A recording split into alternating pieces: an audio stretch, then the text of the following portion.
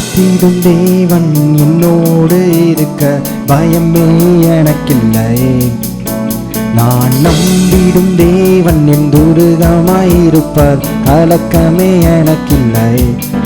சேர்ந்து என்னை நடத்திடும் தேவன் என்னோடு இருக்க பயமே எனக்கில்லை. நான் நம்பிடும் தேவன் என் துருகமாயிருப்பார், கலக்கமே எனக்கில்லை. ஓஹோ பயமில்லை பயமில்லை பயமில்லை, நம் சார்பில் கர்த்தர் உண்டு பயமில்லை. பயமில்லை பயமில்லை பயமில்லை, நமக்காக யுத்தம் செய்வார் பயமில்லை. ஓஹோ பயமில்லை பயமில்லை பயமில்லை, நம் சார்பில் கர்த்தர் உண்டு பயமில்லை. ஓஹோ பயமில்லை பயமில்லை பயமில்லை, நமக்காக யுத்தம் செய்வார் பயமில்லை. என்னை நடத்திடும் தேவன் என்னோடு இருக்க பயமே எனக்கில்லை. நான் நம்பிடும் தேவன் என் துருகமாயிருப்பார், கலக்கமே எனக்கில்லை. என்னை நடத்திடும் தேவன் என்னோடு இருக்க பயமே எனக்கில்லை. நம்பிடும் தேவன் என் துருகமாயிருப்பார், கலக்கமே எனக்கில்லை.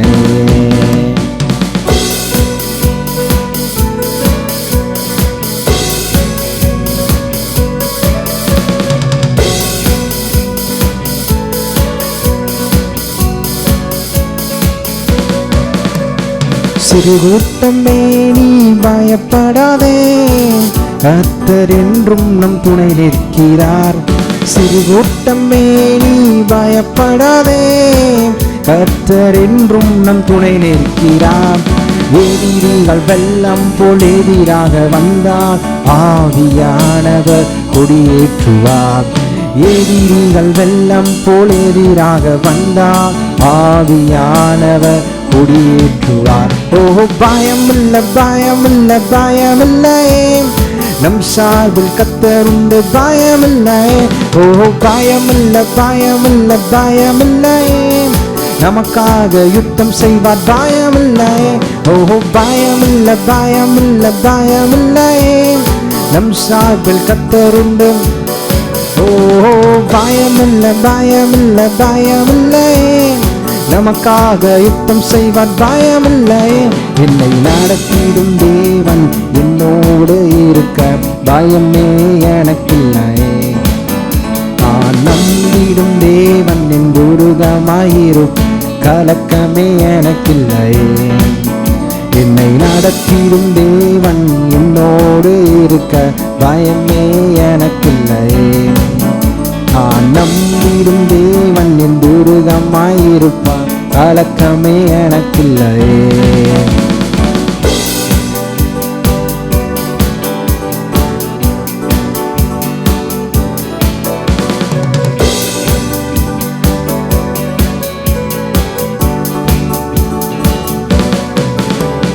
பாதைகள் எங்கும் தடை கற்களோ, தாமதம் மட்டும் பதிலானதோ. பாதைகள் எங்கும் தடை கற்களோ, தாமதம் மட்டும் பதிலானதோ. நேர்வழியாய் நம்மை நடத்திடும் தேவன் நிச்சயம் நடத்துவார் பயமில்லை.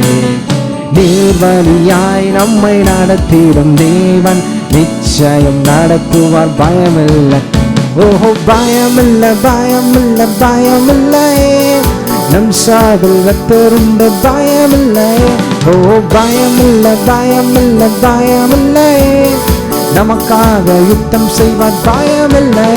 ஓஹோ பயமில்லை பயமில்லை பயமில்லை, நம் சார்பில் கர்த்தர் உண்டு பயமில்லை. ஓஹோ பயமில்லை பயமில்லை பயமில்லை, நமக்காக யுத்தம் செய்வார் பயமில்லை. என்னை நடத்திடும் தேவன் என்னோடு இருக்க பயமே எனக்கில்லை. நம்பிடும் தேவன் என் துருகமாயிருப்பார், கலக்கமே எனக்கில்லை. என்னை நடத்திடும் தேவன் என்னோடு இருக்க எனக்கில்லை. நான் நம்பிடும் தேவன் என் துருகமாயிருப்பார், கலக்கமே எனக்கில்லையே.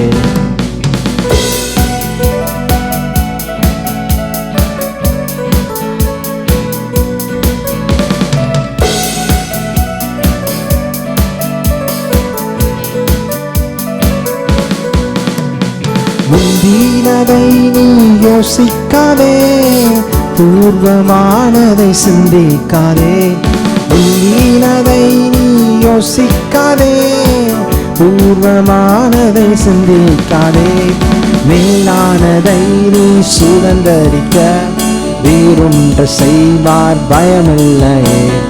மேலானதை நீ சுதந்தரிக்க வேறொன்று செய்வார் பயமில்லை. ஓஹோ பயமில்லை பயமில்லை பயமில்லை, நம் சார்பில் கர்த்தருண்டு பயமில்லை. ஓஹோ பயமில்லை பயமில்லை பயமில்லை, நமக்காக யுத்தம் செய்வார் பயமில்லை. ஓஹோ பயமில்லை பயமில்லை பயமில்லை, நம் சார்பில் கர்த்தருண்டு பயமில்லை. ஓஹோ பயமில்லை பயமில்லை பயமில்லை, நமக்காக யுத்தம் செய்வார் பயமில்லை. என்னை நடத்திடும் தேவன் என்னோடு இருக்க பயமே எனக்கில்லை. நான் நம்பிடும் தேவன் என் துருகமாயிருப்பார் கலக்கமே எனக்கில்லையே. என்னை நடத்திடும் பயமே எனக்கில்லையே. நான் நம்பிடும் தேவன் பக்கமே எனக்கில்லையே.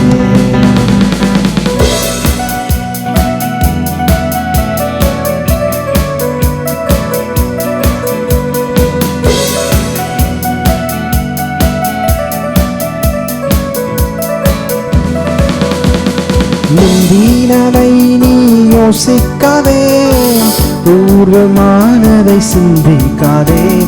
முந்தினதை நீ யோசிக்காதே, பூர்வமானதை சிந்திக்காதே.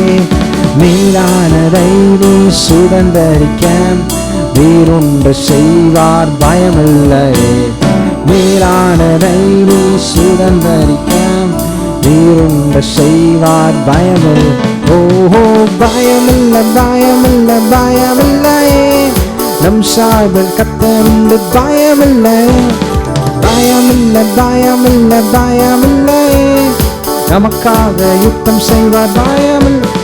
ஓஹோ பயமில்லை பயமில்லை பயமில்லை, நம் சார்பில் கர்த்தருண்டு பயமில்லை. பயமில்லை பயமில்லை பயமில்லை, நமக்காக யுத்தம் செய்வார். Oh hallelujah hallelujah hallelujah hallelujah hallelujah hallelujah, Hosanna Hosanna Hosanna Hosanna Hosanna Hosanna. Oh பயமில்லை பயமில்லை பயமில்லை, நம் சார்பில் கர்த்தருண்டு பயமில்லை.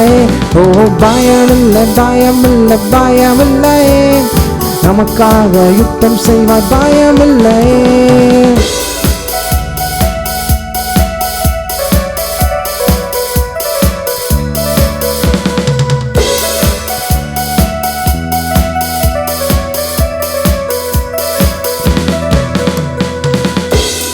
கரங்களை தட்டி கர்த்தரை ஸ்தோத்திரிப்போம்.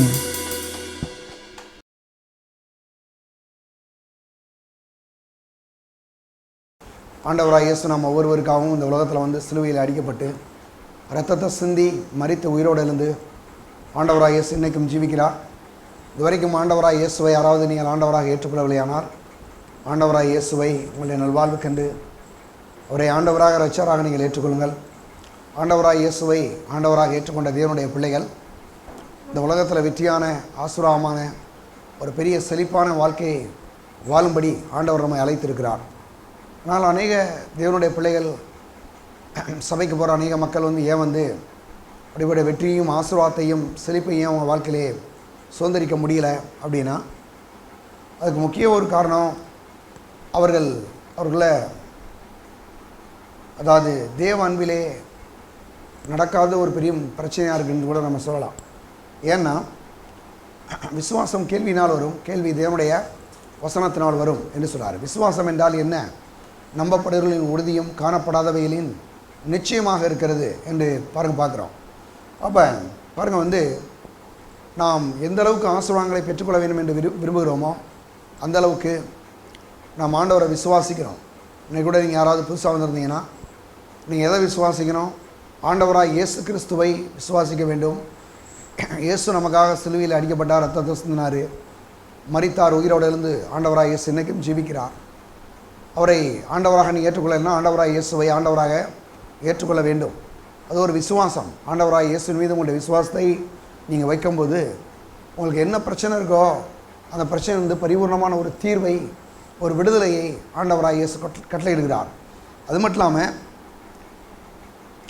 அப்போ விசுவாசம் இன்றைக்கி நம்ம அதில் முழுவதுமாக வளர வேண்டும்.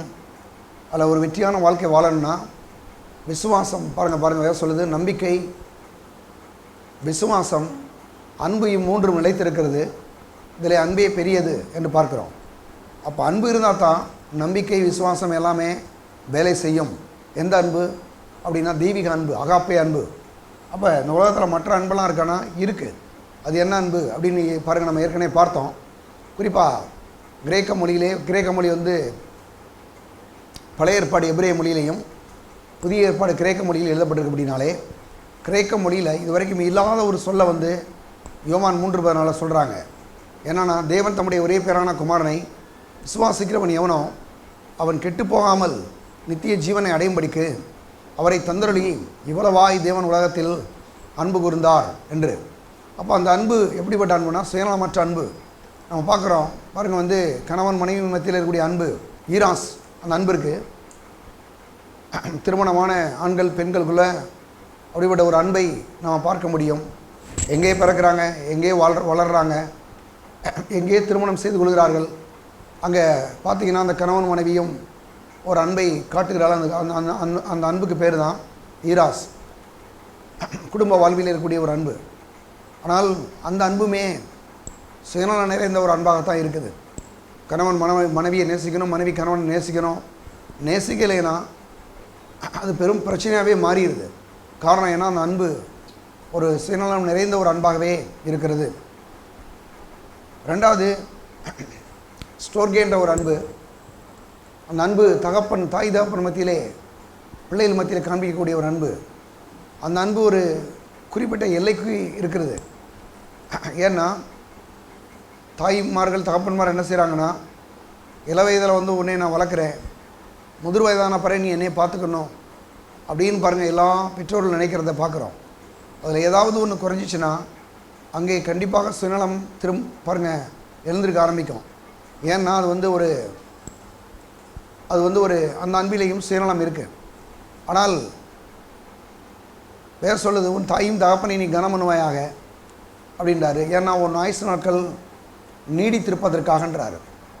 அப்போ உன் ஆயுசு நாட்கள் நீடித்திருக்கணும், நீ நல்லா இருக்கணும்னா உன் தாயும் தகப்பனை நீ கனமன்றதுனா ஏதோ ஒரு கையெடுத்து ஒரு வணக்கம் சொல்லிட்டு போகிறதில்ல. இது எப்படின்னா, உன் தாயும் தகப்பனையும் கனமனுன்னா அவங்களுக்கு என்னெல்லாம் செய்யணுமோ அதை நீ செய். அது மட்டும் இல்லாமல் அநேக வாலிபர்களை பார்க்குறோம்,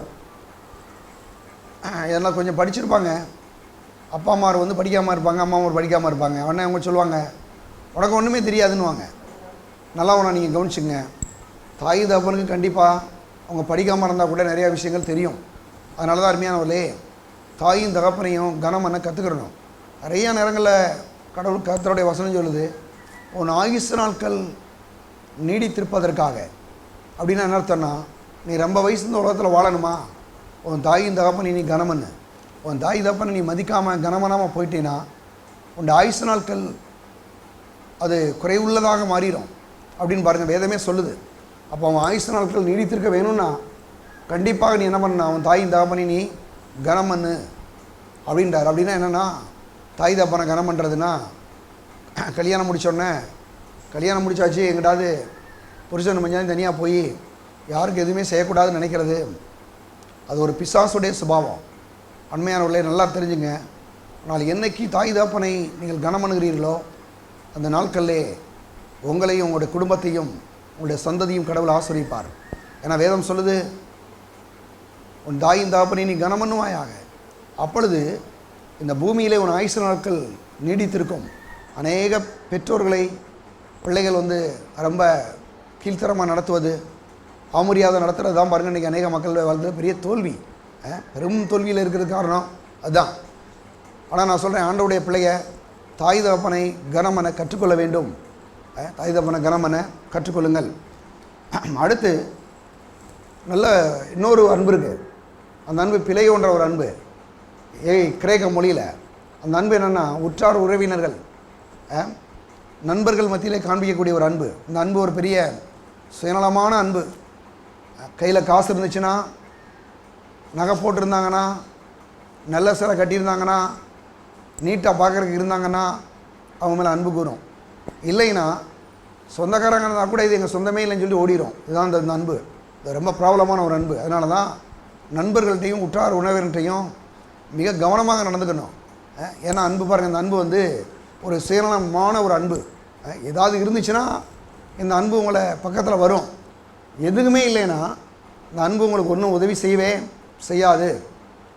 சொந்த பந்தங்களால் நண்பர்களால் புறக்கணிக்கப்படுவார்கள். ஆனால் அருமையானவர்களே, நான் சொல்லக்கூடிய நான்காவது அன்பு அது அகாப்பே அன்பு. யோவான் 3:14 சொன்னார் இல்லையா, தேவன் தம்முடைய ஒரே பேரான குமாரனை விசுவாசிக்கிறவன் எவனோ அவன் கெட்டு போகாமல் நித்திய ஜீவனை அடையும்படிக்கு அவரை தந்தருளி இவ்வளவாய் தேவன் உலகத்தில் அன்பு கூர்ந்தார். இந்த தெய்வீகமான அன்பு, இந்த அன்பு ஒருபோதும் யாரும் பாருங்கள் யாருக்கும் வாழ்க்கையில் தீமை செய்யாது. குறிப்பாக பார்த்தீங்கன்னா கணவன் மனைவி மத்தியிலே இந்த அன்பை காமிக்க வேணும். அகாப்பே அன்பை, தாய் தகப்பன் மத்தியில் இந்த தெய்வீக அன்பை, இந்த அகாப்பே அன்பை காமிக்கணும். நண்பர்கள் மத்தியில் இப்படிப்பட்ட அன்பை, இந்த அகாப்பே அன்பை காமிக்கணும். அப்போ தான் அந்த அன்பு சுயநலம் இல்லாத ஒரு அன்பாக இருக்கும். ஏன் இன்றைக்கி ரசிக்கப்படாத மக்களால் அந்த அன்பை காமிக்க முடியலன்னா, அவங்க ஆண்டவரை ஏற்றுக்கொள்ளாதனால அவங்களுக்கு அன்புன்றது ரொம்ப ஒரு வினோதமாக தெரியுது. அன்புனா நினைக்கிறேன் என்ன நினைக்கிறாங்கன்னா, சினிமாவில் ஒரு 2 பேர் சேர்ந்துக்கிட்டு 2 பேரும் நான் உன்னை நேசிக்கிறேன் நீ என்னை நேசிக்கிறேன்னு சொல்லலான்னா அதான் அன்புன்னு நினைக்கிறான். கிடையவே கிடையாது.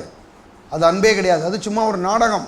ஏதோ ஒரு இத்தனை கோடின்னு சம்பளத்தை வாங்கிக்கிட்டு ஒரு 3 மணி நேரம் மக்களை அன்பு மாதிரி நடிச்சுட்டு போகிறானே தவிர அவன் ஒரு நாள் ஒருத்தனுக்கு அன்பு செலுத்துறது இல்லவே இல்லை. இன்றைக்கி பாருங்கள், நிறையா விவாகரத்து எங்கே நடக்குதுன்னு தெரியுமா அப்படின்னா, சினிமாக்காரங்கிட்ட தான் நிறையா விவாகரத்து. நிறையா சினிமா நடிகர்கள் எத்தனையோ திருமணம் பண்ணியிருக்கான். ஒவ்வொருத்தனும் 3 திருமணம் 4 திருமணம் பண்ணவெல்லாம் இருக்கான். ஆம்பளை பொம்பளை எல்லாம். சரி, இவன் தான் அன்பாக நடிக்கிறானே, அப்புறம் ஏன் அன்பை காட்டலை அப்படின்னா, அவனுடைய அன்பு முழுக்க பார்த்தீங்கன்னா மாமிசமாக இருக்கும். நல்ல பாருங்கள், பார்க்குறதுக்கு கொஞ்சம் நல்லா இருக்குது, அழகாக இருக்குதுன்னா அன்பாக இருக்கும். அப்புறம் அதெல்லாம் போச்சுன உடனே டக்குன்னு அருமையானவளே நல்லா தெரிஞ்சுங்க, இது ஒரு மாமிசிகமான அன்பு. ஆனால் அருமையானவளே, அகாப்பே அன்புன்றது மாமிசத்துக்கு அப்பாற்பட்ட ஒரு அன்பு. இந்த அன்பு நடிக்காது. இந்த அன்பு உண்மையான அன்பு. சில இடங்களில் பார்த்தீங்கன்னா அன்பு மாதிரி நடிக்கிறது. அப்புறம் பாருங்கள், அந்த அன்பு இன்னும் வேலை செய்யாது. ஆனால் இன்றைக்கி நம்ம பார்க்க போகிறோம், இந்த அன்பு எப்படிப்பட்ட அன்புனா, இது தெய்வீக அன்பு ஒரு மாயமற்ற அன்பு. மாயமற்ற அன்புனா எந்த ஒரு இதையும் நாடகத்திலே நடிச்சுட்டே போகாது. உன் மேலே ரொம்ப அன்பாக இருக்கேன், உன் மேலே ரொம்ப இதாக இருக்கேன், அதாக இருக்கேன் சொல்லும். ஆனால் கொஞ்சம் நாள் கழித்து அந்த அன்பே இல்லாமல் போயிடுறத பார்க்குறோம். அருமையானவர்களே, இந்த அன்பை பற்றி ரோமர்கள் நிருபம் 12ஆம் அதிகாரத்தை நம்ம எடுத்துக்கொள்வோம். 12ஆம் அதிகாரத்தில் 10ஆம் வசனம், சகோதர சிநேகத்திலே ஒருவர் மேல் ஒருவர் பட்சமாயிருங்கள், கனம் பண்ணுகிறதிலே ஒருவருக்கொருவர் முந்திக் கொள்ளுங்கள். 9ஆம் வசனம் சொல்கிறாரு. 9ஆம் வசனத்தில், உங்கள் அன்பு மாயமற்றதாக இருப்பதாக. உங்கள் அன்பு எப்படிப்பட்ட அன்பாக இருக்கணும்? மாயமற்ற அன்பாக இருக்கணும் அப்படின்றாரு. தீமையை வெறுத்து நன்மையை பற்றி கொண்டிருங்கள் என்றார். என்ன சொல்கிறாரு? உங்கள் அன்பு ஒரு மாயமற்றதாக இருப்பதாக. இது அன்பு மாதிரி சும்மா அன்பாக இருக்கின்ற மாதிரி ஒரு நாடகத்தை நடத்தாதீங்க. ஒரு மாதிரி ஒரு நாடகத்தை காமிச்சு ஒரு மாதிரி நான் அன்பாக இருக்கிறேன், அப்படி இருக்கிறேன், இப்படி இருக்கிறேன் அப்படின்னு போகாதீங்க. எப்படி இருக்குன்னா, தீமையை வெறுத்து நன்மையை பற்றி கொண்டிருங்கள். உங்களுடைய அன்பு நீங்கள் அன்பாக இருக்கும்போது என்ன நடக்கும்னா, தீமையை வெறுப்பீர்கள். தீமை என்ன செய்யலாமா? வெறுக்கக்கூடிய மக்களாக நாம் இருப்போம். முதலாவது சொல்கிறார், உங்களுடைய அன்பு மாயமற்றதாய் இருப்பதாக. உங்களுடைய அன்பு தெய்வீகமான அன்பு அது வெற்றி வாழ்க்கைக்கு ஒரு பெரிய அஸ்திவாரமாக ஒரு வழியாக அது இருக்கிறது என்பதை பார்க்க முடியும். நவ் நெவர் ஃபெயில்ஸ் என்று பார்க்கலாம் இல்லையா? குறிப்பாக சொல்கிறாங்க, அன்பு தோற்று போகாது.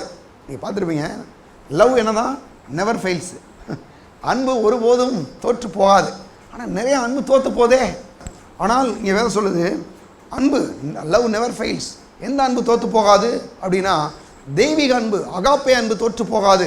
இந்த அன்பு இது ஒருபோதும் தோற்று போகாது. ஏன்னா இந்த அன்புக்குள்ளே சுயநலமே இல்லை. சுயநலமாக ஆனால் ஒரு வாழ்க்கையில் இந்த அன்பு ஒருபோதும் தோற்று போகாது. ரெண்டாவது, தீமையை இந்த அன்பு வந்து வெறுக்கக்கூடியதாக இருக்கிறது. தீமையை பாருங்கள், இன்றைக்கி டிவிலெலாம் பார்த்தீங்கன்னா நிறைய வந்து பார்த்தீங்கன்னா சினிமாவும் நாடகங்களும் அது இது போடுறாங்க, எல்லாம் போட்டுட்ருக்காங்க. போடும்போது சில தீமைகள் நடக்குது. தீமைகள் நடந்தால் மற்றவங்களாம் என்ன செய்கிறாங்க, கைதட்டி சந்தோஷமாக சிரிக்கிறாங்க. ஆனால் நான் சொல்கிறேன், தெய்வீக அன்பில் இருக்கிறவங்க கைதட்டி சிரிக்கிறது மட்டும் இல்லை, அந்த பக்கத்திலே போக மாட்டாங்க. ஏன்னா அந்த அன்பு வந்து ஒரு உண்மையான அன்பு இல்லவே இல்லை. பாருங்கள், உண்மையான அன்பே இல்லை. அப்போ வந்து இப்போ என்னென்னா பாருங்கள், நம்ம வந்து குறிப்பாக சொல்லப்போனால் இப்படிப்பட்ட காரியங்களை, தீமையான காரியங்களை பார்க்கக்கூடக்கூடாது. ஏன் பார்க்கக்கூடாதுன்னா, தீமையை நீங்கள் பார்க்கும்போது அந்த தீமையான எண்ணங்கள் மனதில் வரும். அந்த தீமையான மனதில் நிறைஞ்சிருக்கும், தீமையாக வந்து கிடக்கும். அப்போ என்ன ஆயிரும்னா, நீங்கள் தீமையை பார்க்க பார்க்க உங்களுக்கே தீமை செய்கிற எண்ணம் வந்துடும். அதனால தான் பாருங்கள், ஆண்டவர் சொல்கிறாரு அபாகுக்குல 1ஆம் அதிகாரத்தில் எடுங்க. அபாகுக்குல 1 பாருங்கள், 13ஆம் வசனம் வாசிக்கிறேன். தீமையை பார்க்காத சுத்த கண்ணனே, என்ன பாருங்கள், தீமையை பார்க்காத சுத்த கண்ணனே. இவர் என்ன பண்ணுறாரு இல்லையா, தீமையை பார்க்கறதே இல்லையா. நம்ம ஆண்டவர் இருக்காரு, அவர் தீமையை பார்க்க மாட்டார். அப்போ நம்மளையும் ஆண்டவர் சொல்கிறாரு, நீங்கள் தீமையை என்ன செய்யலாம், பார்க்க வேணான்றாரு. தீமையை நீங்கள் என்ன செய்ய வேணாம், பார்க்க வேண்டாம், பார்க்கக்கூடாது. ஏன்னா பாருங்கள், நாம் தீமையை பாருங்கள், நம்ம வெறுக்கணும் அப்படின்னா, தீமையை வந்து நம்ம வாழ்க்கையிலேருந்து அகற்றி போடணும்னா நம்ம என்ன செய்யக்கூடாது, தீமையை பார்க்கக்கூடாது. பாருங்கள், அங்கே சொல்கிறாரு, சகோதர சிநேகத்திலே ஒருவர் மேல் ஒருவர் பட்சமாருங்கள், கனம் பண்ணுகிறதிலே ஒருவருக்கு ஒருவர் என்ன செய்யுங்க, முந்திக் கொள்ளுங்கள்ன்றாரு. அதுக்கு முன்னால் வசனத்தில் தீமையை என்ன செய்யுங்க, வெறுத்து நன்மையை பற்றி கொண்டிருங்கள். தீமையை வெறுக்கணுமா, நன்மையை நம்ம என்ன செய்யணுமா, பற்றி கொண்டிருக்கணுமா. இப்போ தீமையை வெறுக்கணும் அப்படின்னா, ஆண்டவராக இயேசு கிறிஸ்துவை ஒரு மனுஷன் ஏற்றுக்கொள்ளும் போது தான் அவன் வந்து என்ன பண்ண முடியும், தீமையை வெறுக்க முடியும், நன்மையை செய்ய முடியும். ரெண்டாவது பாருங்கள், அடுத்த வசனத்துக்கு போகும்போது 12:10 சொல்கிறாரு, சகோதர சிநேகம் எப்படிப்பட்டதாக இருக்கான் பாருங்கள். சொல்கிறாரு, சகோதர சிநேகத்திலே ஒருவர் பட்சமாக இருங்கள், கனம் பண்ணுகிறதிலே ஒருவருக்கு ஒருவர் முந்திக் கொள்ளுங்கள். சகோதர சிநேகத்தில் பட்சமாக இருங்கள்ன்றார். எப்படின்னா, ஆண்டவராக இயேசு ஆண்டவராக ஏற்றுக்கிட்டோம், சபைக்கு நம்ம வர்றோம். இங்கே வந்தோடனே இங்கே வந்து ஒருத்தருக்கு ஒருத்தர் ஒரு ஏற்றத்தாழ்வுகள், நீங்கள் பெரிய ஆள், நான் பெரிய ஆள், நீங்கள் படிச்சிருக்கீங்க, நான் படிச்சிருக்கேன், நீங்கள் பணக்காரங்க, அவங்க ஏழை, இப்படிப்பட்ட ஒருபோதும் இப்படிப்பட்ட எண்ணங்களோடு யார் இருக்கவே மாட்டாங்க. அப்போ தேவனுடைய பிள்ளையிலே இங்கே சொல்கிறாரு, சகோதர சிநேகத்திலே ஒருவர் பட்சமாக இருங்கள். சகோதர அன்பில் என்ன பண்ணுங்கள், ஒருத்தர் பட்சமாக இருங்க, ஒருத்தர் நேசிங்க.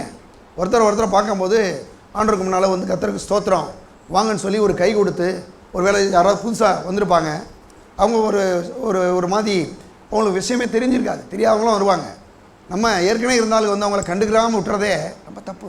என்ன பண்ணணும், அப்படிப்பட்ட ஆளுகளை பார்க்கும்போது எங்கேருந்து வரீங்க, யார், எப்படி இருக்கிறீங்க, என்ன செய்கிறீங்க, அன்போடு அவங்கள விசாரிக்கும் போதே நான் சொல்கிறேன், அந்த தெய்வீக அன்பை நாம் மற்றத்தில் காட்டுகிறோம். குறிப்பாக சகோதரிகளாக இருக்கு, நீங்கள் சகோதரிகளை பார்த்து அப்படி ஒரு அன்பை காட்டணும். சகோதரராக இருந்தீங்கன்னா சகோதரரை பார்த்து எங்கேருந்து வரீங்க, என்ன செய்கிறீங்க அப்படின்னு அந்த தெய்வீக அன்பை வார்த்தையின் மூலமாக வெளிப்படுத்தணும். அப்போ என்ன பண்ணணும்னா, தெய்வீக அன்பிலே நம்ம வந்து பாருங்கள் நடக்க ஆரம்பிக்க வேண்டும். இங்கே சொல்கிறாரு, சகோதர சிநேகம் வந்து ஒரு ஒரு ஒரு தாயினுடைய பிள்ளைகள் எப்படி அவங்க இருப்பாங்களோ அந்த மாதிரி தான் சபையில் இருக்கக்கூடிய ஆண்டோடைய பிள்ளைகள். பாருங்கள், ஒருவேளை நீங்கள் படிச்சிருக்கலாம், பணக்காரங்களாக இருக்கலாம், படிக்காமல் இருக்கலாம், இல்லை கஷ்டப்படுறவங்களாக இருக்கலாம், இல்லை பாருங்கள் பலவிதமான பேக்ரவுண்ட் வந்து நீங்கள் வரலாம். ஆனால் சபைக்குள்ளே வரும்போது எப்படி இருக்கோம்னா, நம்ம எல்லாருமே ஒரு தாயுடைய பிள்ளையா, அது மட்டும் இல்லாமல் ஒரு தகப்பனுடைய பிள்ளையாக இருக்கிறோம். பாருங்கள், வேதம் சொல்லுது, யோவான் 12ஆம் அதிகாரம், யோவான் 1ஆம் அதிகாரம் 12 1:12 அவருடைய நாமத்தின் மேல் விசுவாசம் உள்ளவர்களாய் அவரை ஏற்றுக்கொண்டவர்கள் எத்தனை பேர்களோ அத்தனை பேர்களும் தேவனுடைய பிள்ளைகளாகும்படி தேவன் அவர்களுக்கு அதிகாரம் கொடுத்தார். நம்ம எல்லோரும் யாராக இருக்கிறோமா, தேவனுடைய பிள்ளைகளாக இருக்கிறோம். இப்போ தேவனுடைய பிள்ளைகள் என்ன பண்ணுறோமா, நம்ம எல்லாரும் ஒரே தகப்பனாய் ஆண்டவருடைய பிள்ளையை, ஆண்டவராக இயேசுடைய பிள்ளையை. அப்போ நம்ம என்ன பண்ணுறோன்னா, நம்ம படிச்சிருக்கலாம், பணக்காரங்களாக இருக்கலாம், என்ன வேணாலும் இருந்துட்டு போகலாம். ஆனால் நான் சொல்கிறேன், சபைக்கு வரும்போது சபையில் இருக்கக்கூடிய எல்லாரும் யாருன்னா, அவங்க ஒரே தகப்பனுடைய ஒரே தாயினுடைய பிள்ளைகளாக இருக்கிறோம். காரணம், நம்முடைய தகப்பன் பரம தகப்பனாய் இயேசு கிறிஸ்துடைய பிள்ளைகளாக நம்ம என்ன செய்கிறோமா இருக்கிறோம். அதனால தான் ஒருத்தருக்கு ஒருத்தர் வந்து அன்பு கூறுவர்களாய், ஒருத்தரை நேசிக்கிறவர்களாய் நம்ம என்ன செய்யணுமா இந்த அன்பிலே நாம் நடக்க வேண்டும். அது மட்டும் இல்லை, அதனால தான் பாருங்கள், யோவான் ரோமர் 12:1 சொல்கிறாரு, சகோதரரே அப்படின்றாரு. சகோதரர்களே சொல்கிறோம். இன்றைக்கி சபைக்கு வரும்போது நம்ம என்ன பண்ணுறோம்? அவங்க எவ்வளோ படிச்சிருந்தாலும் என்னமா இருந்தாலும் வாங்க பிரதர், வாங்க சிஸ்டர்ன்றோம். ஆனால் நான் சொல்கிறேன், சபைக்குள்ளே வரும்போது கண்டிப்பாக சகோதர சிநேகத்தை நாம் பாராட்ட வேண்டும். பாராட்ட வேண்டிய பிள்ளைகளே. எப்படிங்க? ஒருத்தர் மேலே ஒருத்தர் அன்பை காட்ட வேண்டும். அவங்க என்ன ஸ்டேட்டஸில் இருக்கிறாங்க, அவங்களுக்கு என்ன தகுதி இருக்குது அப்படி கிடையாது. அவங்க ஆண்டவராக இயேசுவை ஆண்டவர் என்று ஏற்றுக்கொண்டிருக்கிறாங்க. அது நிமித்தம் அவங்க மேலே அன்பு கூற வேண்டும். எந்த பாகுபாடு இல்லாமல் அவங்க மேலே அந்த அன்பை காட்ட வேண்டும் என்று சொல்கிறார். அது மட்டும் இல்லாமல் ரோமர் 16 அதிகாரங்கள் கொண்ட ரோமர் நிருபத்தில் முதல் 11 அதிகாரங்கள் அது பாவத்தை குறித்தும் பாவத்தினுள்ள இருந்து மீட்பை குறித்தும் ரட்சிப்பை குறித்தும் சொல்லுது. அடுத்து இருக்கக்கூடிய அந்த 5 அதிகாரங்கள் நாம் எப்படி கிறிஸ்தவ வாழ்க்கையிலே எப்படி நடந்து கொள்ள வேண்டும் என்பதை பற்றி அது போதிக்கிறது. தேவ அன்பில் எப்படி நடந்து கொள்ள வேண்டும், தேவ அன்பில் எப்படி வாழணும், மற்றவங்க மத்தியில் எப்படி அன்பை காட்டணும் என்பதை பற்றி அடுத்த 5 அதிகாரங்களை நம்ம பார்க்க முடியும். அது மட்டும் இல்லாமல் மார்க்கு சுவிசேஷம் 10ஆம் அதிகாரத்தில் சொல்கிறார் ஒரு விஷயத்தை. என்ன சொல்கிறாருன்னா, நம்ம ஆண்டவரை ஏற்றுக்கொண்டு இங்கே சபைக்கு வர்றோம். வந்த உடனே அநேகருக்கு என்ன பிரச்சனைனா, ஐயோ இதை விட்டுட்டு வந்துட்டனே, அதை விட்டுட்டு வந்துட்டனே, என்ன செய்ய போகிறேன் அப்படின்ற மாதிரி ஒரு கஷ்டம்.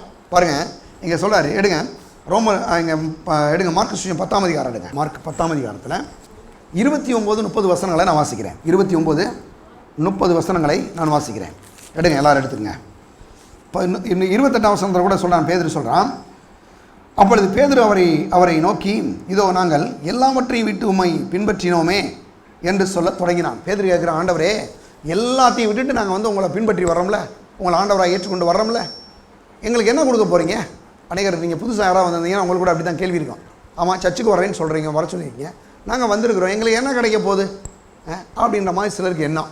சிலருக்கெல்லாம் ஆண்டவரை ஏற்றுக்கொண்டு வர்றதுனால சில பிரச்சனை. சொந்தக்காரங்க அவங்க இவங்கெல்லாம் சொல்லுவாங்க, என்ன அங்கே போகிறீங்க, ஏசுநாட்டை போட்டிங்களாம்ல, என்னமோ துக்க விசாரிக்கிற மாதிரி பாருங்கள், அப்படி சொல்லுவாங்க பாருங்கள். ஆனால் நான் சொல்கிறேன், ஆண்டவரை ஏற்றுக்கொண்டு வர்றது மாதிரி ஒரு ஆசீர்வாதமான வாழ்க்கை இந்த உலகத்தில் எதுவுமே இல்லை.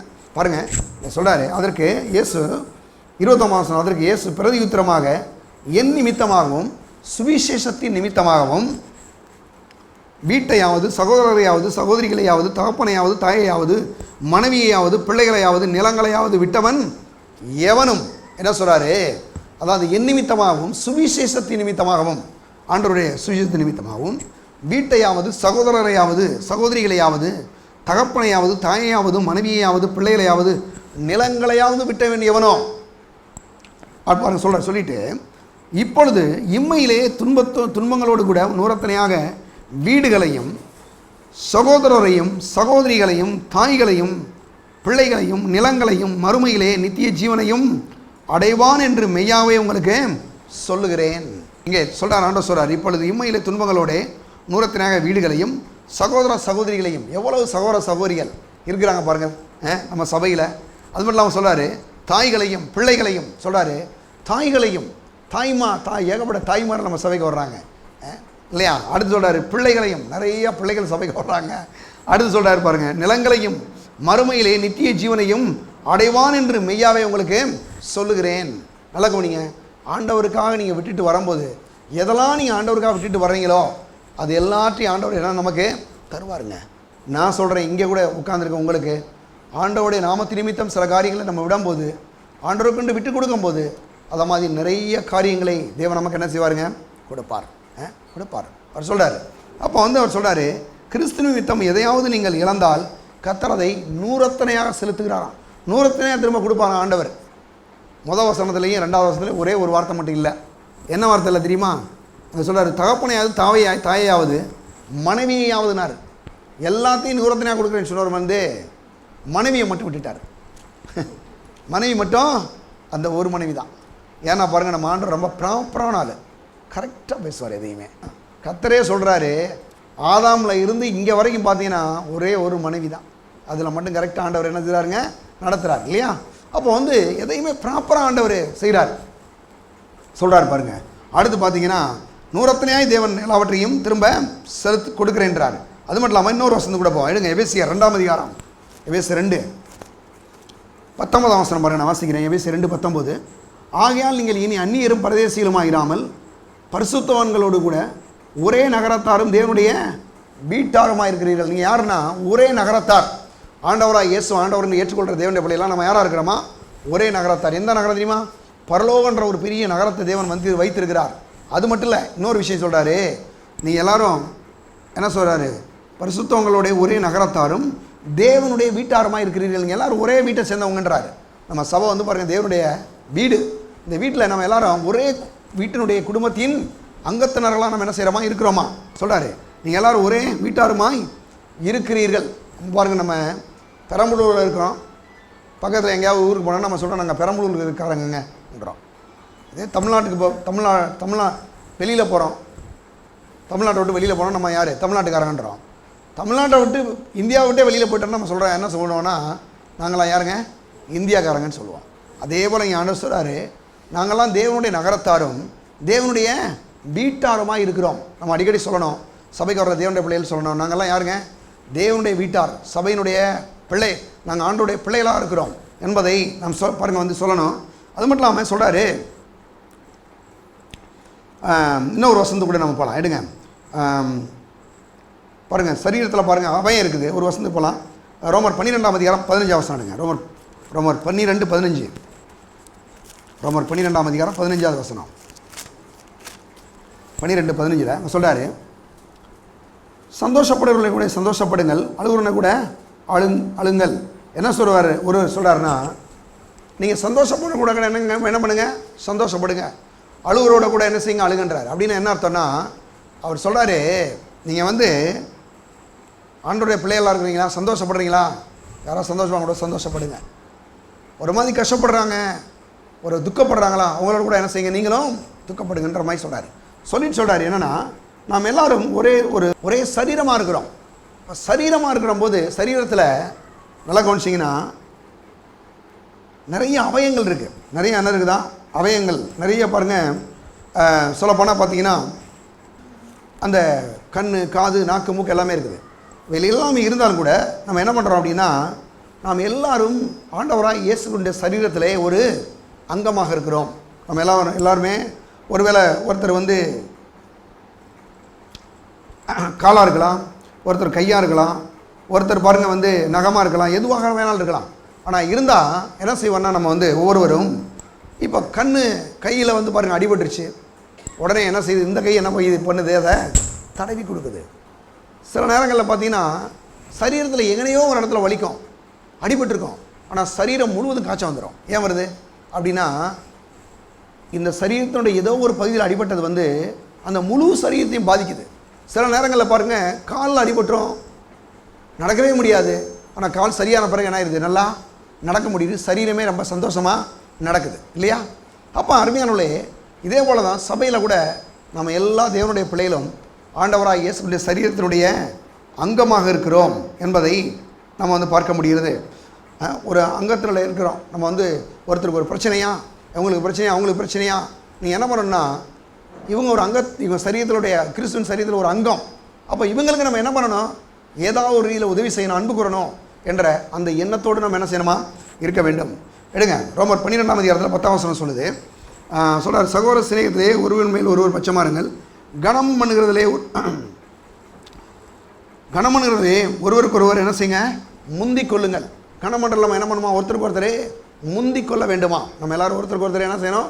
முந்திக் கொள்ளுங்கள் என்றார். அப்போ முந்தி ஒருத்தரை பார்க்குறோம், சபைக்கு ஒருத்தர் வர்றாரு, உடனே அவரை பார்த்து என்ன பண்ணுறோம்? ஸ்தோத்திரம் பண்ணுறோம், கை கொடுக்குறோம், எங்கேருந்து வரீங்க, என்ன செய்கிறீங்கன்னு நம்ம விசாரிக்கிறோம்.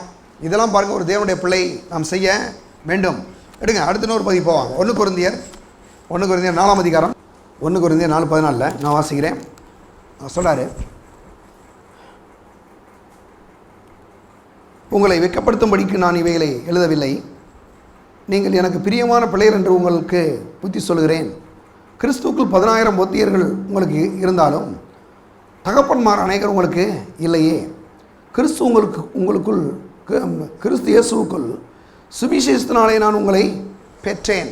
பாருங்கள், அவர் சொல்கிறாரு, கிறிஸ்துவுக்குள்ளே 10,000 உபத்தியர்கள் உங்களுக்குள்ளே இருந்தாலும் தகப்பன்மார் அநேகர் உங்களுக்கு இல்லையே. கிறிஸ்து இயேசுவுக்குள் சுவிசேஷத்தினாலே உங்களை பெற்றேன். அவர் சொல்கிறாரு, உங்களை இந்த சுவிசேஷத்தை சொல்லி உங்களை நான் என்ன பண்ணேன், பெற்றெடுத்தேன், உங்களோட ஆவிக்குரிய தகப்பனான இருக்கிறேன் அப்படின்னு சொல்லி பவுல் சொல்கிறாரு. அப்போ இன்றைக்கும் கூட சபை மக்கள் நல்லா உள்ள புரிஞ்சுக்கிறணும். சபைக்கு வரும்போது பாஸ்டர்னு சொல்லும்போது அவர் ஒரு ஆவிக்குரிய தகப்பன்றதை பார்க்கணும். அதை சொல்கிறாரு. அடுத்து பாருங்கள், 9-10 வசனங்கள் எடுங்க. பவுல் எடுங்க அதிலேயே சொல்கிறாரு. 9-10 வசனங்களை நான் வாசிக்கிறேன் 4ஆம் அதிகாரத்திலேயே. நாங்கள் கிறிஸ்துவின் நிமித்தம் பைத்தியக்காரர், நீங்கள் கிறிஸ்துவின் புத்திசாலிகள். எப்படி சொல்கிறார் பாருங்க. சொல்கிறாரு, நாங்கள் கிறிஸ்துவின் நிமித்தம் பைத்தியக்காரர், நீங்கள் கிறிஸ்துவின் புத்திசாலிகள், நாங்கள் பலவீனர், நீங்கள் பலவான்கள், நீங்கள் கனவான்கள், நாங்கள் கனவீனர்கள். பாருங்கள் எப்படி சொல்கிறார் பார்த்தீங்களா. என்னென்ன சொல்கிறாரு, ரட்சிக்கப்பட்டிருக்க ஆண்டோடைய பிள்ளைகளே, நீங்களாம் யார் இருக்கீங்க, நாங்கள் கிறிஸ்துவின் நிமித்தம் பைத்தியக்காரர். ஏன்னா வசனம் சொல்லுது, சிலுவை குறித்த உபதேசம் கெட்டு போர்வர்களுக்கு அது பைத்தியமாய் தோன்றுகிறது, ரட்சிக்கப்படுகிற நமக்கும் அது தேவ பலனாய் இருக்கிறது. பாருங்கள் நல்லா கவனிங்க. சிலுவை குறித்த உபதேசம் அப்படின்னா சர்ச்சுக்கு வர்றது, ஆண்டவரை பற்றி அறிவிக்கிறது சிலருக்கு பைத்தியமாக தெரியும். இது ஒரு பைத்தியமோ ஒரு முட்டாள்தனம் போன்ற மாதிரி இருக்கும். அது ஏன்னா அது கெட்டு போகிறவங்க, அவங்களுக்கு கெட்டு போகிறவங்களாம் அப்படி இருக்குன்றாரு.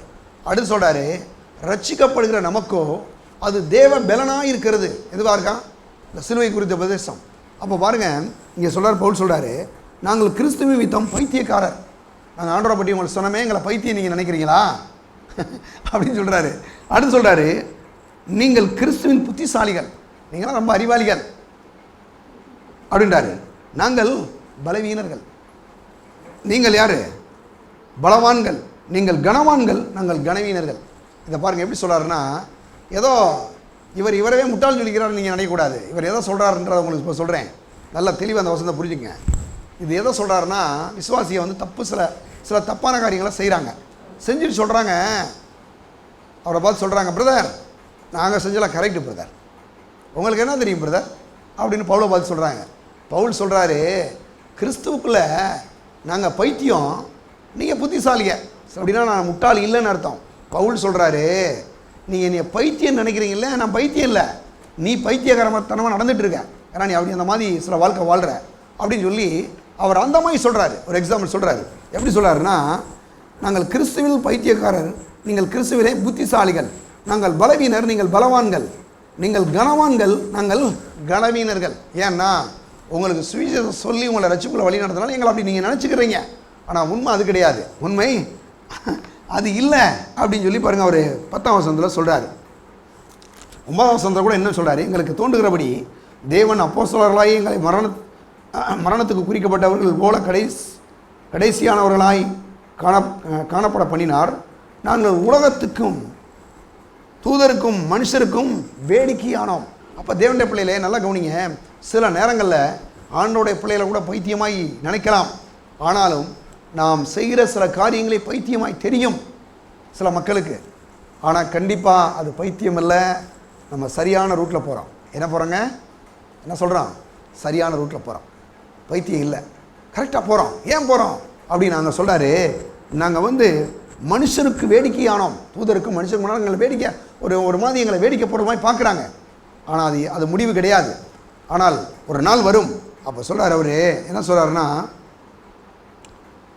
15ஆம் வசனத்தில் பாருங்கள் சொல்கிறாரு, கிறிஸ்துவுக்குள் 10,000 ஓத்தியர்கள் உங்களுக்குள்ளே இருந்தாலும் தகப்பன்மார் அநேகர் உங்களுக்கு இல்லையே, கிறிஸ்து இயேசுக்குள் சுவிசேஷத்தினால உங்களை பெற்றேன். ஏன் இதெல்லாம் பண்ணுறோம், உங்களை ஏன் பைத்தியமாக தெரியுதுன்னா, உங்களை எப்படியாவது ரட்சிப்புக்குள்ளே வழி நடத்துக்கு தான் இவ்வளோ பாடுகள் நாங்கள் படுறோம் அப்படின்னு சொல்கிறாரு.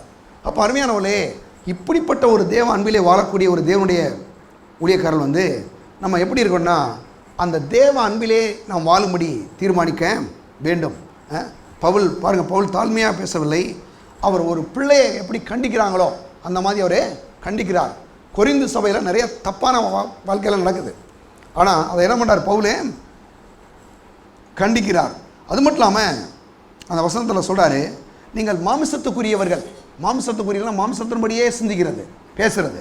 அடுத்து சொல்கிறாரு, நீங்கள் குழந்தை கிறிஸ்தவர்கள். குழந்தை மாதிரியை பாருங்கள், சில நேரங்களில் அந்த 2 குழந்தைக்கு சண்டை போடும்ல, பொம்மைக்கு ஏன் பொம்மை ஓம்பாம்மா சண்டை போடும்ல, அந்த மாதிரி சில நேரங்களில் சபைகளுக்குள்ளேயே சில சபைகள் என்ன ஆயிருதுன்னா, நீ பெரியாளா நான் பெரியாளா போகிறோம், குழந்தை கிறிஸ்தவ. அடுத்து சொல்கிறாரு, நீங்கள் பலன் இல்லாதவர்கள். 2ஆம் வசனத்தில் சொல்கிறாரு, நீங்கள் பலன் இல்லாதவர்கள்ன்றாரு. பாருங்கள், நீங்கள் பலன் இல்லாதவர்கள் 3ஆம் அதிகாரத்தில் நீங்கள் பலன் இல்லாதவர்கள் பாருங்கள், 1 கொரிந்தியர் 3:2 நீங்கள் பலன் இல்லாதவர்களா உங்களுக்கு போஜனம் கொடாமல் பாலை குடிக்க கொடுத்தேன், இன்னமும் நீங்கள் மாம்சத்துக்குரியவர்களாக இருக்கிறபடியால் இப்பொழுதும் உங்களுக்கு பலன் இல்லை. எப்படி சொல்ல பாருங்கள், நீங்கள் சும்மா பாலை குடிச்சிக்கிட்டே தெரியுங்க. சில ஆளுகள் பார்த்தீங்கன்னா 5 வயசு இருக்கும் பிள்ளை, அது பாட்டுக்கு டப்பா ஊற்றிக்கிட்டு அலையும். பார்த்துருக்கீங்களா? பால் டப்பா ஊற்றிட்டு பார்த்துருக்கீங்களா? தெரியும். சபைக்கு வர்ற மக்களுக்கு இன்னும் அந்த பால் குடிக்கிற ஞாபகத்திலே சின்ன சின்னதாக அப்படி ஒரு மாதிரி எதுக்காக சண்டை போடுறது, எதுக்காக கோவப்பட்டுக்கிறது, ஒரு மாதிரி போயிடுது. அப்படி இல்லை, நாம் எல்லாரும் எப்படி இருக்கிறோன்னா வளர்ந்த ஒரு கிறிஸ்தவர்களாக இருக்க வேண்டும். அடுத்து சொல்கிறாரு 4வதா நீங்கள் ஒழுக்கமற்ற வாழ்க்கை வாழ்கிறீன்னு சொல்கிறாரு. பாருங்கள், அங்கே 5ல் 9ஆம் வசனம் பாருங்கள், நான் வாசிக்கிறேன். 9:5 1 கொரிந்தியர் 5ஆம் அதிகாரம் 9ஆம் வசனம். விபச்சாரக்காரரோட கலந்திருக்க கூடாது என்று நிருபத்திலே உங்களுக்கு எழுதினேன். ஆனாலும் இவ்வுலகத்தில் உள்ள விபச்சாரக்காரர், பொருளாசாரக்காரர், கொள்ளைக்காரர், விக்கிரகாரணைக்காரர் இவர்களோட எவ்வளவும் கலந்திருக்க கூடாதென்று நான் எழுதவில்லை. அப்படியானால் நீங்கள் உலகத்தை விட்டு நீங்கி போக வேண்டியதாக இருக்குமே. நான் உங்களுக்கு எழுதினது என்னவென்றால், சகோதரன் என்னப்பட்ட ஒருவன் விபச்சாரக்காரனாவது, பொருளாசைக்காரனாவது, விக்கிரகாரணைக்காரனாவது, உதாசீனாவது, வெறியனாவது, கொள்ளைக்காரனாவது இருந்தால் அவனோடு கலந்திருக்க கூடாது. அப்படிப்பட்டவனோடு கூட புசிக்கக்கூடாது. எப்படி பாருங்கள், சர்ச்சுக்குள்ளே இருக்கக்கூடிய ஆள் எப்படிப்பட்ட ஆளாக இருக்கணும் அப்படின்றாரு. சொல்கிறாரு, நான் உங்களுக்கு எழுதினது என்னவென்றால், சகோதரன் எனப்பட்ட ஒருவன் விபச்சாரக்காரனாவது, பொருளாசைக்காரனாவது, விக்கிரகாரணைக்காரனாவது, உதாசீனாவது என்ன செய்யறமா இருக்கக்கூடாதா? பாருங்கள், வெறியனாவது, கொள்ளைக்காரனாவது இருந்தால் அவனோடு களவாதிருக்கக்கூடாது. அப்படிப்பட்டவனோடு கூட புசிக்கவும் கூடாது. அப்படிப்பட்ட ஆள்கிட்ட சாப்பிடக்கூட போகாதுன்றார். எப்படி ஆள்? இந்த மாதிரி தப்பான ஒரு வாழ்க்கை, ரட்சிக்கப்பட்டிருக்காங்க, ஆனால் ரட்சிக்கப்பட்டும் தப்பான ஒரு வாழ்க்கை வாழ்ந்துக்கிட்டு இருந்தால் அந்த ஆள் கூட அப்படியெல்லாம் இருக்கக்கூடாதுன்னே அவரே சொல்கிறார். அது அப்படி சொல்கிறாரு. அப்போ நம்ம இன்றைக்கி எப்படி அது நடந்து கொள்ளணும் அப்படின்னு பாருங்கள் சொல்கிறாரு. நம்ம இந்த மாதிரி காரியங்களை விட்டு வெளியில் வந்துடும்ன்றாரு. அடுத்து சொல்கிறாரு, இன்னும் ஒரு வசனங்களை வாசிக்கிறேன். எடுங்க, 1 கொரிந்தியரில் வரங்களை வச்சு பாருங்கள் சண்டை போடுறது. சில ஆளுகள் பாருங்கள், வரம் இந்த வரம் இருக்குது, அந்த வரம் இருக்குது அப்படின்னு சொல்லி பாருங்கள் என்ன பண்ணுவாங்க, சண்டை போடுறாங்க பாருங்கள். அதெல்லாம் ஒருபோது நமக்குள்ளே இருக்கக்கூடாதுன்றாரு. சொல்கிறார் பாருங்கள், நமக்குள்ளே பெருமைக்கு இடமே கிடையாது. நமக்குள்ளே என்ன கிடையாது? பெருமைக்கு இடமே இல்லை. எப்படி இருக்கணும்னா எப்போதுமே கர்த்தருடைய கிருபையை சார்ந்து கொள்ளணும். கடைசி அவனை பார்த்து முடிச்சிருவான். லூக்கா சுவிசேஷம் 14ஆம் அதிகாரங்க, அதை மட்டும் பார்த்து முடிக்கலாம். லூக்கா சுவிசேஷம் 14ஆம் அதிகாரம் 7லிருந்து 10 வசனம் வரைக்கும் பாருங்கள், நான் வாசிக்கிறேன். 14ஆம் அதிகாரத்தில் விருந்துக்கு அழைக்கப்பட்டவர்கள் பந்தியிலே முதன்மையான இடங்களை தெரிந்து கொண்டதை அவர் பார்த்து அவர்களுக்கு ஒரு உவமையை சொன்னார்.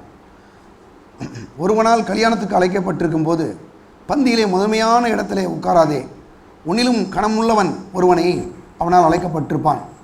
அப்பொழுது உன்னையும் அவனையும் அழைத்தவன் உன்னிடத்திலே வந்து இவருக்கு இடங்கொடு என்பான்.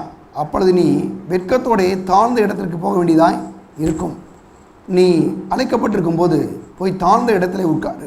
அப்பொழுது உன்னை அழைத்தவன் வந்து, சிநேகிதனே, உயர்ந்த இடத்திலே வாரும் என்று சொல்லும்போது உன்னோடு கூட பந்தி இருந்தவர்களுக்கு முன்பாகாது உனக்கு கனம் உண்டாகும். என்ன சொல்கிறாரு?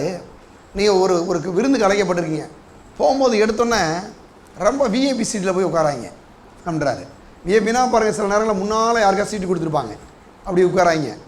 இருக்கிறதுல கொஞ்சம் சாதாரணமான ஒரு இடத்துல உட்காருங்க. ஆனால் விருந்துக்கு அழைக்கப்பட்டவன் உங்களை கூப்பிட்டான்ல, அவன் உங்களை என்ன செய்வானா, உங்களை கனம் பண்ணுறக்காக முன்னால் வந்து உட்காருங்க அப்படின்னு சொல்லி அவன் கூப்பிட்டானா அது அவங்களுக்கு யாரோ என்னவா இருக்குமா, மரியாதையாக இருக்கும் இல்லையா? நம்மளாம் போய் நம்ம பெரிய ஆளான்னு சொல்லி காமிச்சிடக்கூடாதுன்றாரு. இப்போ நம்ம கூட பாருங்கள், நம்ம என்ன செய்யணும்னா இந்த தேவ அன்பில் நடக்கும்போது ஒரு நாளும் பெருமைக்குரிய காரியங்களை செய்யாமல் கர்த்தருடைய கிருபையை சார்ந்து கொண்டு நாம் என்ன செய்யணுமா, வாழ வேண்டும். கிருபை குறித்து அவர் மேம்படுறாரு. பாருங்கள், 1 கொரிந்தியர் 15ஆம் அதிகாரம் எடுங்க. 1 கொரிந்தியர் 15 ஸ்தோத்திரம் 8ஆம் வசனம் பாருங்கள், நான் வாசிக்கிறேன். 8-10 வசனங்களை நான் வாசிக்கிறேன்.